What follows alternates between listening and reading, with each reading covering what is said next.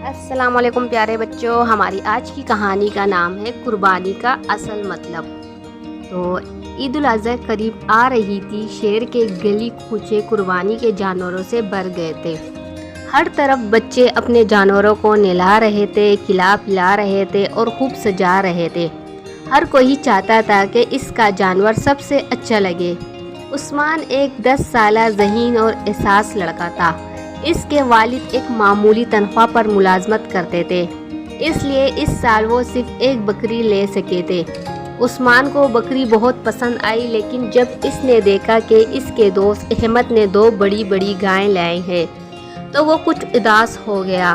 احمد عثمان کو چھیڑنے لگا، تمہاری بکری تو میری گائیں کے سامنے بہت چھوٹی ہے، کیا یہی قربانی ہے؟ عثمان نے نظریں جھکا لی، لیکن اس کے والد نے شفقت سے اس کا کھاندا تپتپایا اور کہا، بیٹا، قربانی کا اصل مطلب صرف بڑا جانور ذبح کرنا نہیں، بلکہ اللہ کے حکم پر خوشی سے عمل کرنا ہے۔ عثمان نے سر ہلایا، لیکن وہ اب بھی کچھ افسردہ تھا۔ رات کو اس نے دعا کی، یا اللہ، مجھے قربانی کی اصل روح سمجھا دے۔ عید کے دن صبح کے ٹائم عثمان اور اس کے والد بکری کو لے کر مسجد کے قریب قربانی گاہ پہنچ گئے۔ وہاں ایک بزرگ فقیر بیٹھا ہوا تھا، جس کے ساتھ ایک چھوٹا بچہ بھی تھا۔ وہ دونوں کمزور اور بھوکے لگ رہے تھے۔ عثمان کے والد نے بکری ذبح کر کے گوشت میں سے ایک بڑا حصہ ان بزرگ کو دے دیا۔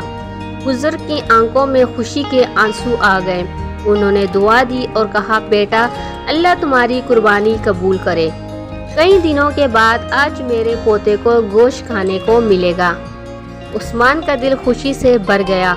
اسے احساس ہوا کہ اس کی چھوٹی سی بکری نے کسی کا پیٹ بھرا، کسی کی دعا لی، اور یہی قربانی کا اصل مقصد ہے۔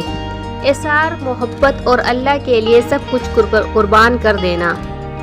جب وہ گھر واپس آیا تو احمد پھر بولا، میرے ابو نے گائے کا پورا گوشت فریج میں رکھ دیا ہے، ہم سارا سال کھائیں گے۔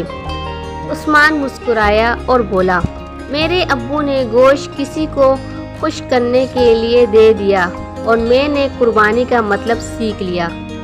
احمد حیران رہ گیا اور دل ہی دل میں عثمان کی بات پر غور کرنے لگا۔ اخلاقی سبق۔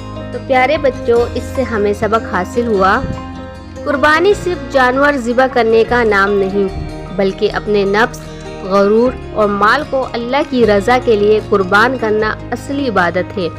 دوسروں کی مدد کرنا، خوشیاں بانٹنا اور نیت کو خالص رکھنا عید کا اصل روح ہے۔